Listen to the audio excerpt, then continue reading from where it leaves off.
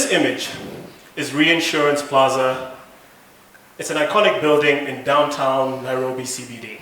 24 years ago, as a 10-year-old boy, I was on the mezzanine floor of this building, throwing the mother of all tantrums.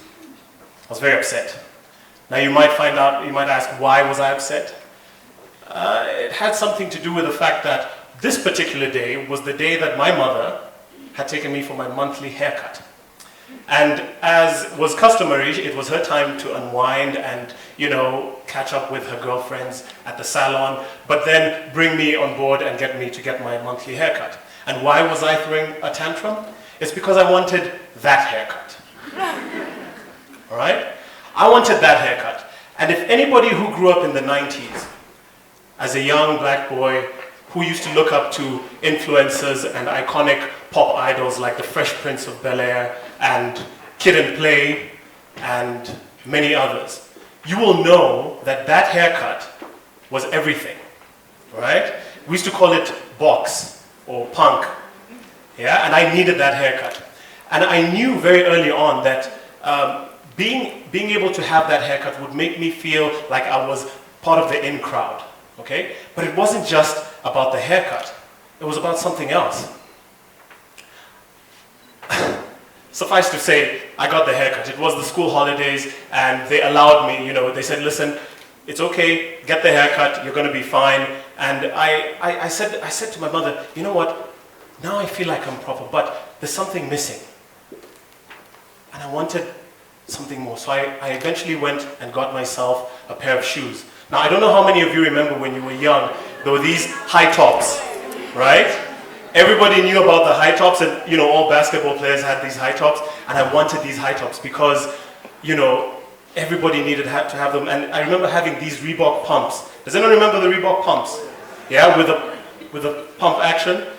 And I remember sporting my, my box haircut with the tucked in jeans and my Reebok pumps, and I'll go to school. And you only wear these sneakers on occasions where you're not going outside because you don't want to get them dirty. All right?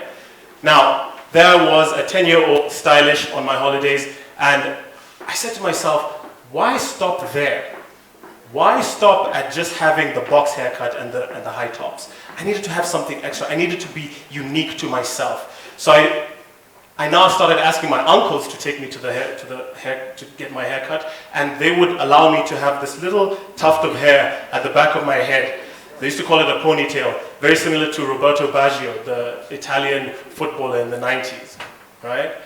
And this made me realize that as much as the punk hairstyle was the in thing, as much as having the high tops was the in thing, having this little tiny ponytail made me stand out from the crowd. It made me unique, all right? It gave me a sense of style, of personality. And that's when I started to look at the relationship between fashion and style. This interrogation of fashion and style made me question, what is style and what is fashion? Fashion to me represents something that is the in thing, that is trending, okay? It is something that has to do with being seen, a design that is seen and that is heard. The relationship between these two aspects of style and fashion, especially in my work now in image consulting and as a brand manager, has made me look at this relationship in a very unique way. And on this talk, I want to take you on that journey and make you question and look at what is the relationship between these two things. So, what is fashion? Whenever you think of fashion, you always think of,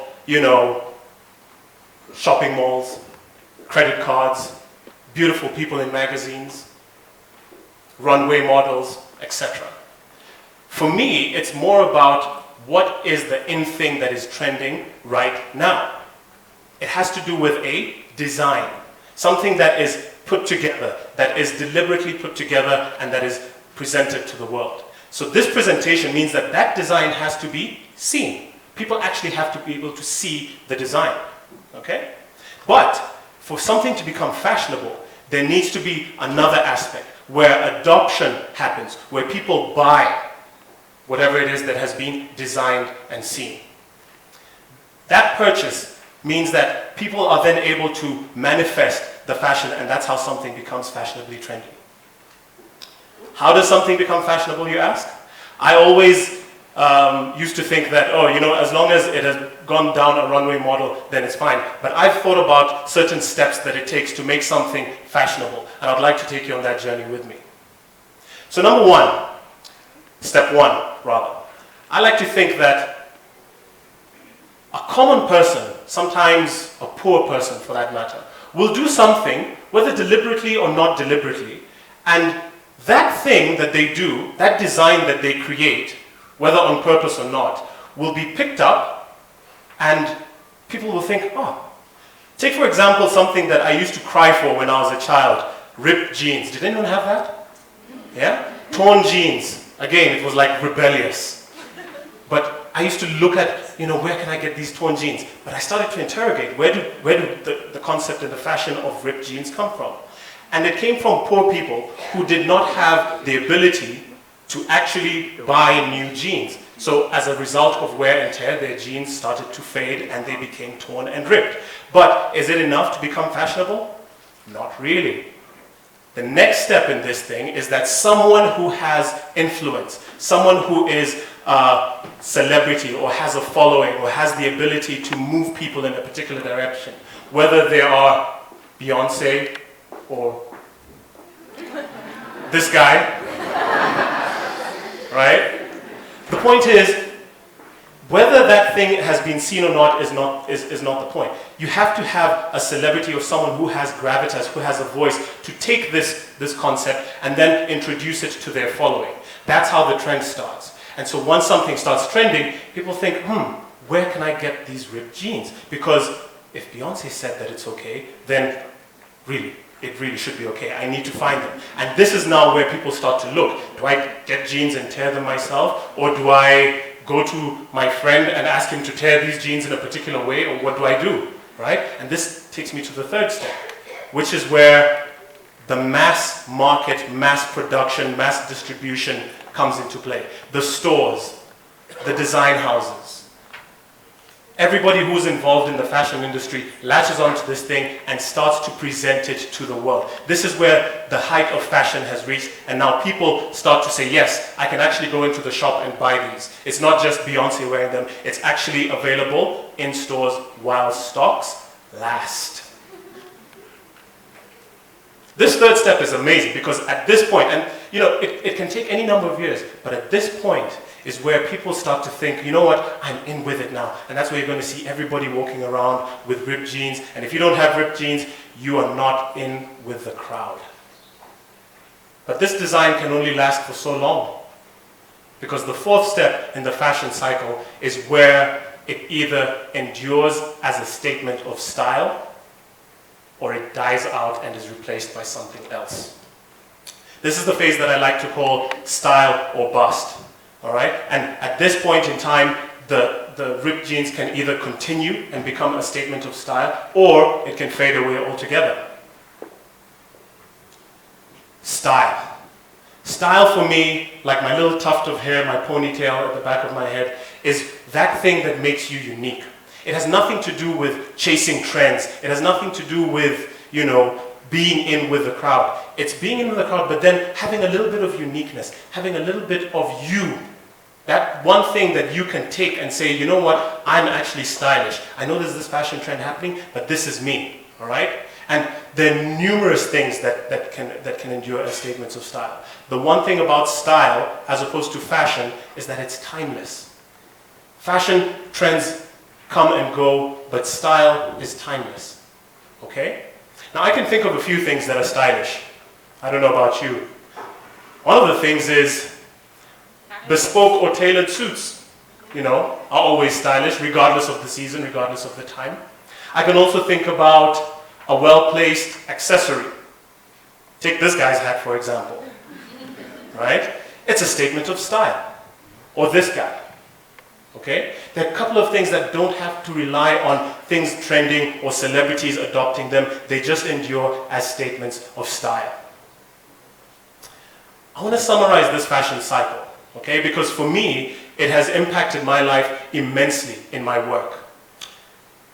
Step one, a common design is taken. Poor person has some ripped jeans and they are just minding their own business, wearing ripped jeans. They don't even know that they're making a fashion statement. They just have it. Okay? Step 2, someone with influence, with gravitas, takes this design and decides to introduce it to their followers. Step 3, the mass market industry takes it and starts to produce it and make it available in stores and starts to cash in and make money from this design.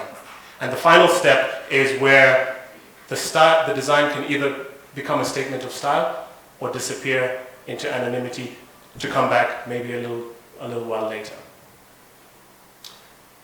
This cycle is important because you need to look at yourself and ask yourself, are you a fashionista?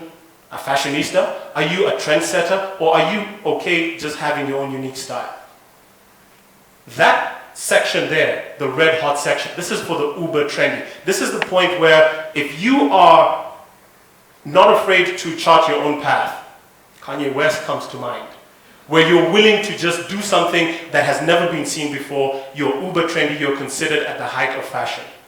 This point, however, is where most people are like, if you are considered to be at this point, you tend to be one of those who is always chasing trends and trying to figure out, am I in with the uber trendy, or am I just happy to wait for it to come into the store so that I can buy it with everybody else? And finally, at this point, you want to find out, are you the one who is making that statement of style, or are you just content to wear whatever it is that comes to mind? Okay? Why is all of this important? I think about a time now in Kenya where we have this ban on plastic bags. And it's not impossible to see a very self-respecting gentleman like myself walking around with something like this, which is a mainstay of many Kenyan homes today, the kiondo. Right? Everybody has seen this before? This kiondo retails for plus minus how much?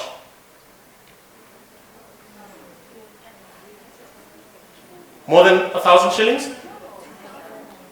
1,000 shillings maybe? 700 to 1,000 shillings, perhaps. Okay? And it is made by common rural women folk, and anybody who is anybody can buy it and afford it. I have one in my car, I'm not ashamed, whatever. You'll find me walking around with a kiondo, going to get my groceries. But when this thing goes through the fashion cycle, it ends up becoming a leather woven straw tote. A must-have for American and European elites, retailing for the princely sum of $1,325. So I ask you, will you be paying attention now to fashion and style? Thank you very much.